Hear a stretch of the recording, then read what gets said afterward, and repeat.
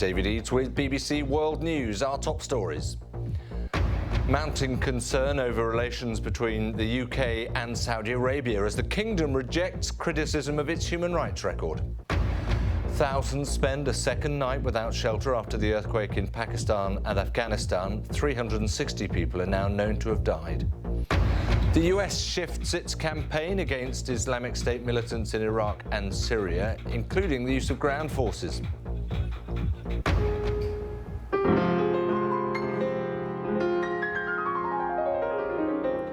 And he's on his way to being one of the world's top musicians. We meet the self-taught pianist who's just been signed by a major label. But is he bothered?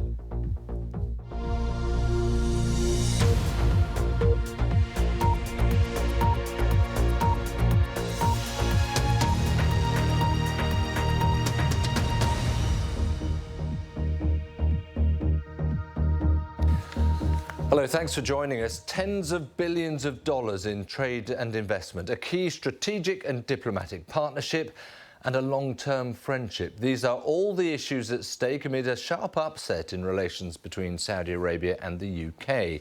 It follows Britain's decision to cancel a prison contract in the Gulf state amid criticism of the kingdom's human rights record. Well, the Saudi ambassador in London threatened what he called potentially serious repercussions. Let's have a look at what is at stake. Last year, the UK exported around £7 billion worth of goods. That's what, $10 billion plus in services and goods to Saudi Arabia. 6,000 British firms actively export goods to the kingdom. Well, our chief international correspondent, Lise Doucet, is in Riyadh and joins us now. Lise. Yes, well, this warnings from the Saudi ambassador in London of what he called dark clouds over the relationship between the United Kingdom and the Kingdom of Saudi Arabia made the front pages of newspapers here. But despite this warning, when you're here in the Saudi capital, you really get a strong sense that this is an enduring relationship. The ties go back very far and indeed are very deep, whether they're covering trade or diplomacy, military contracts for Britain. But of course, through all of these years of strong relationships, there's also been the strong criticism of Saudi Arabia's human rights record. And there's been a huge spike in articles condemning harsh judicial punishments and executions. But here in the capital, you still get a sense that when it comes to this relationship, it's still business as usual. Today in Riyadh, another opening to the world. The oil minister welcomes mining companies to this conference in the capital. There's British interest too. But today's front page is here led with the Saudi ambassador's warning. Do you worry that this sort of tension on a diplomatic level could affect the relationship in other areas? Very much so. We all want strong ties between the two nations, the Kingdom and the US and the UK. Yes, if there's a breakdown at diplomatic level, that is going to filter down through how we impact and how we do business. There is nothing better than stand-up meetings. At the Saudi Investment Agency, they want to tell the success stories. About Saudi Arabia and so this is your marketing film for... This could be one, or you can have a PowerPoint presentation. Including cautious change in this conservative kingdom on its own terms. We all can argue about ideologies of capital punishment and what sort of punishment, and we have that all over the world. You have it across many states in Western countries, differing on it. But really, so long as it is independent, that it is fair, that there is a fair trial and appeal process, we have to respect that. But international human rights groups condemn harsh Islamic Sharia law punishments, including beheadings and stonings.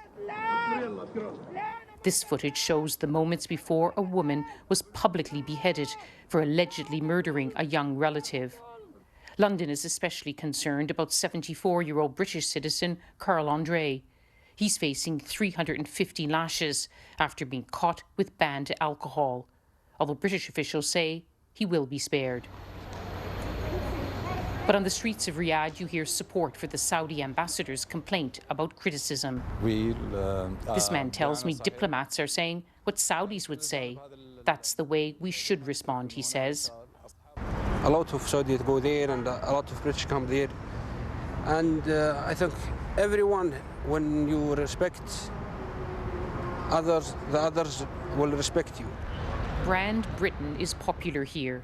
Saudi Arabia is the UK's biggest market in the Middle East. It's a leading supplier of arms. Back in the UK, there's been intense debate within the government over whether human rights concerns should trump contracts.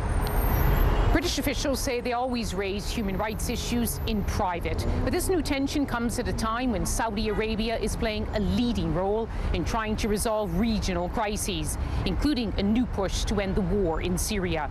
So a strong relationship with Riyadh is seen as more crucial than ever. And the Saudis know that.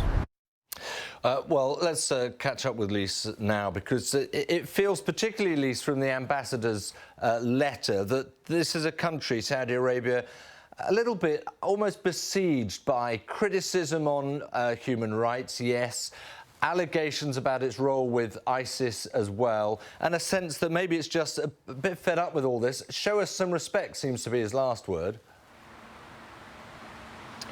Well, it's interesting. You heard from the Investment Authority there saying, we're not the only country in the world to have capital punishments. It's carried out all across the world, including in some European countries. So this is the Saudi system. It is Sharia law. What you hear behind the scenes is that there are efforts to codify the Sharia law system, so you don't have, as one official here put it to me, these maverick judgments, such as crucifixions, for example.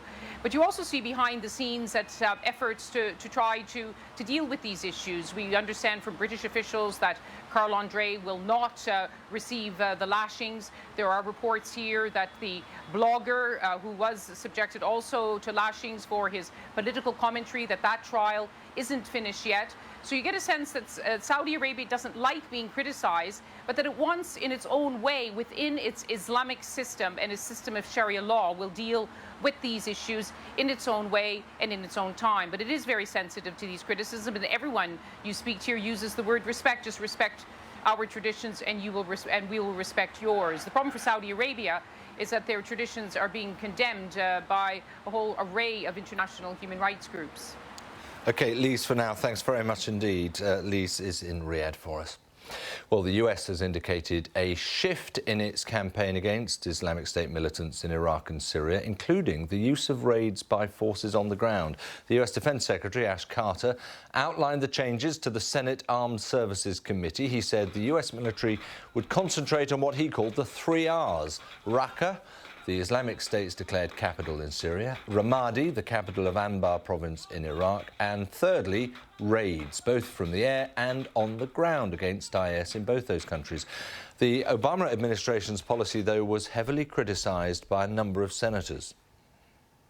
For us, the paramount objective is the defeat of ISIL. That will require... That's our number one priority right now in Syria. Because they're trying to attack Americans. I got you. So we have to take that very seriously. Okay.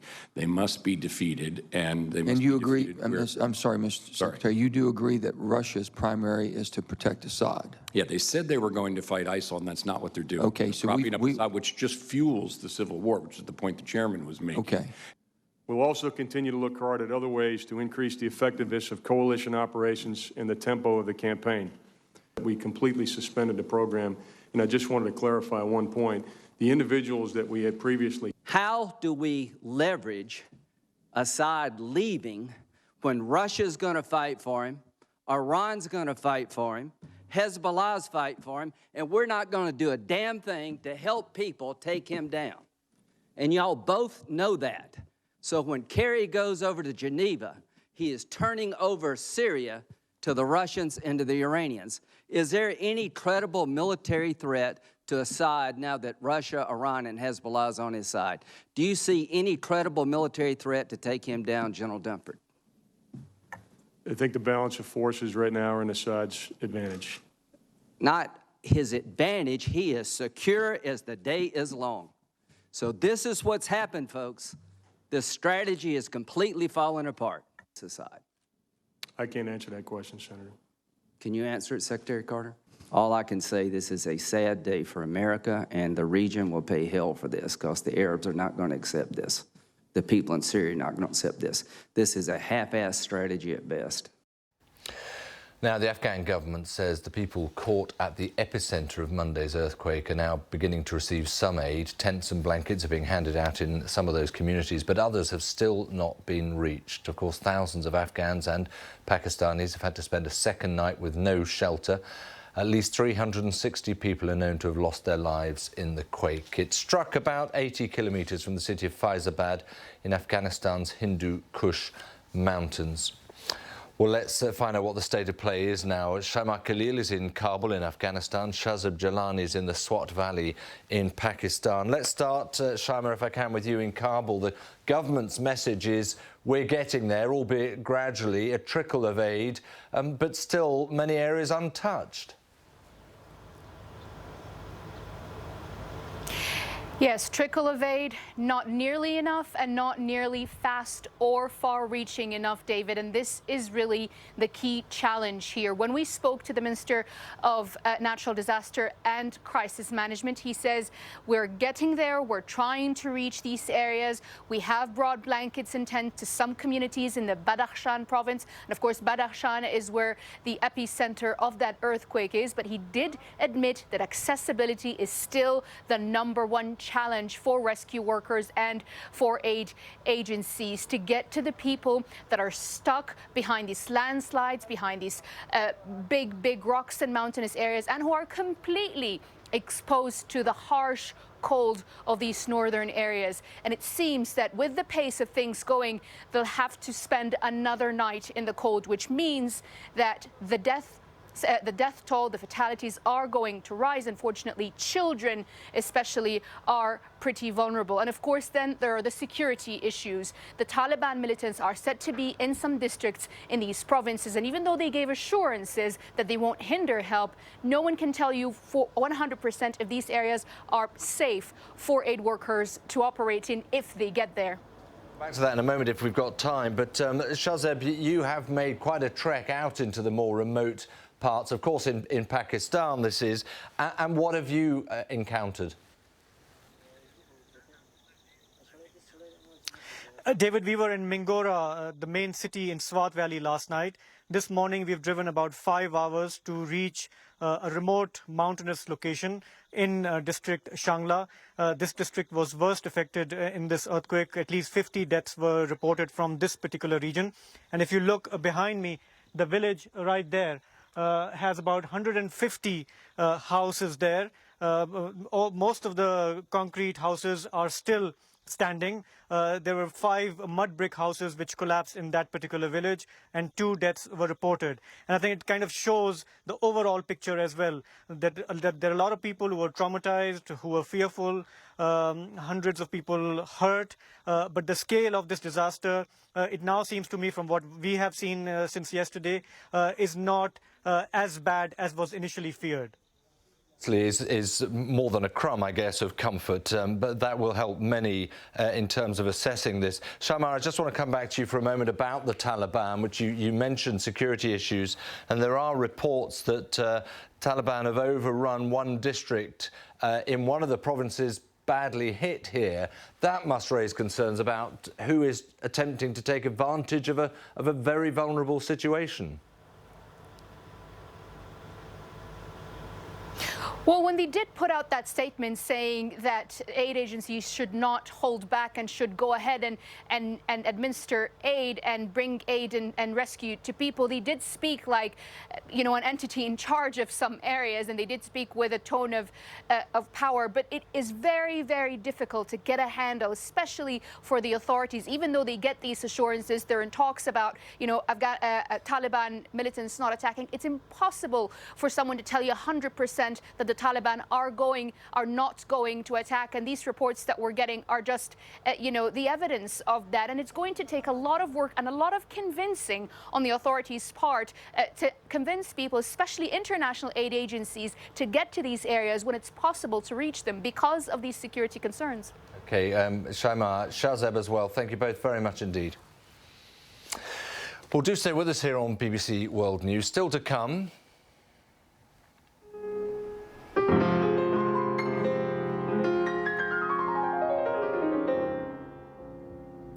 You heard him in the headlines as well. We'll tell you a bit more about someone who's becoming one of the world's top musicians.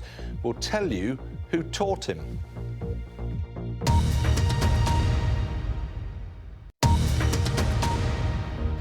You're watching BBC World News. I'm David Eads. The latest headlines. There is mounting concern over relations between the UK and Saudi Arabia as the kingdom rejects criticism of its human rights record.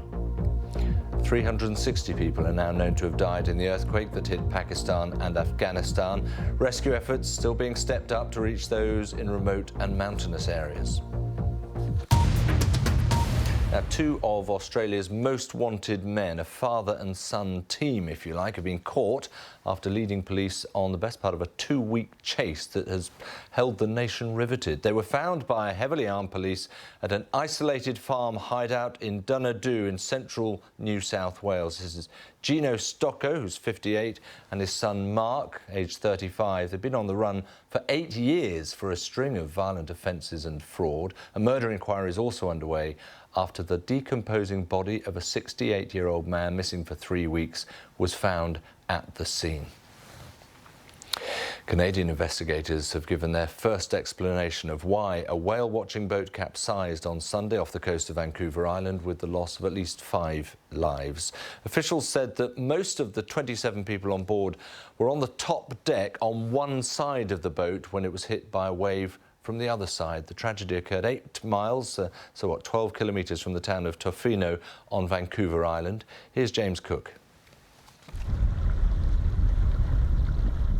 The Leviathan 2 is still partially submerged, but it has now been moved nearer the shore as investigators piece together what happened. They've been speaking to survivors who've given their accounts of how most passengers were on one side of the upper deck when the boat was swamped by a wave from the other side. The sea conditions were such that a wave approached the vessel from the starboard quarter. We know the vessel broached and then capsized. We're also able to confirm that one life raft deployed and was activated. The survivors managed to fire 2 hand flares and a rocket, sending some 30 boats rushing to the scene. And we got there within not even 10 minutes. And we found all these people in the water.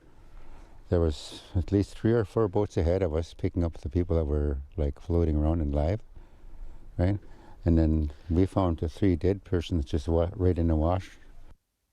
The 5 Britons who drowned have been identified as 76-year-old Jack Slater, who was living in Toronto, 29-year-old Katie Taylor, based in the resort town of Whistler, Nigel Hooker, who was 63 and from Southampton, 50-year-old David Thomas and his 18-year-old son Stephen, both from Wiltshire. The search for the body of an Australian man has been continuing. His family have told police they saw him sinking below the waves, apparently unconscious. And divers have now found wreckage from the boat on the seafloor. We found some other property like I believe it was a cell phone charger, just basically items that people had on board or that was part of the boat that when it went over was lost to the bottom. So it's good that we're finding wreckage. If we hadn't found any wreckage, that means we're in the wrong spot and we're not searching in the right spot. And the inquiry is also continuing back on shore. Some survivors remain here in Tofino, where they've been interviewed by investigators. Relatives of those who died have also been arriving, and this tiny community is doing what it can to help them. James Cook, BBC News, Tofino on Vancouver Island. Now, one of the biggest boats ever used by traffickers to smuggle migrants into Greece from Turkey has been seized by the authorities. It had on board more than 400 people, each of them paying more than €2,000 to make the journey to Lesbos. Now, on some days, 7,000 migrants make their way to the island. Our correspondent Ed Thomas was given exclusive access to the Turkish boat used to traffic hundreds of people on Tuesday. This is the Tashkin 1. It's a Turkish boat. It was once a tourist boat. It's actually massive. It's around 50 foot long. And it arrived here in Greece, in Lesbos, very early this morning. And it was absolutely packed full of people. This is what they've left behind. Dozens and dozens of life jackets. They slept here. There are children's life jackets, blankets. All these people trafficked, smuggled on this boat to Lesbos.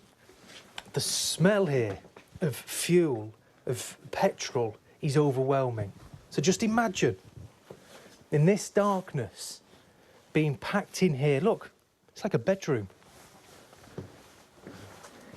And further down here, this was all full of people making their way to Greece.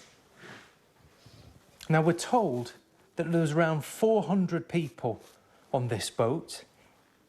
Each could have paid more than 2,000 euros to get across. Potentially, there's up to €1 million that smugglers made on this boat. But what's even more astonishing is that when this boat was found in Greece, there wasn't a captain on board, there wasn't a smuggler on board, there was nobody who had any idea how to pilot this vessel. Basically, it was packed full of people, they were pointed towards Lesbos and just left to fate, left to fend for themselves. It's just by chance that they lived. Ed Thomas there. Now, when Lucas de Bargue from France sat down to play at the Tchaikovsky piano competition in Russia this summer, there weren't many people there apart from his mum and dad, his piano teacher as well. No one else seemed to have heard of him. But that all changed when he was awarded 4th prize. That's not bad, is it? What makes his story even more striking is that by and large he taught himself. Doesn't even care much about the piano, apparently. He's due to play in the UK for the first time on Wednesday, and just before he left Paris, he spoke to the BBC's Lucy Williamson.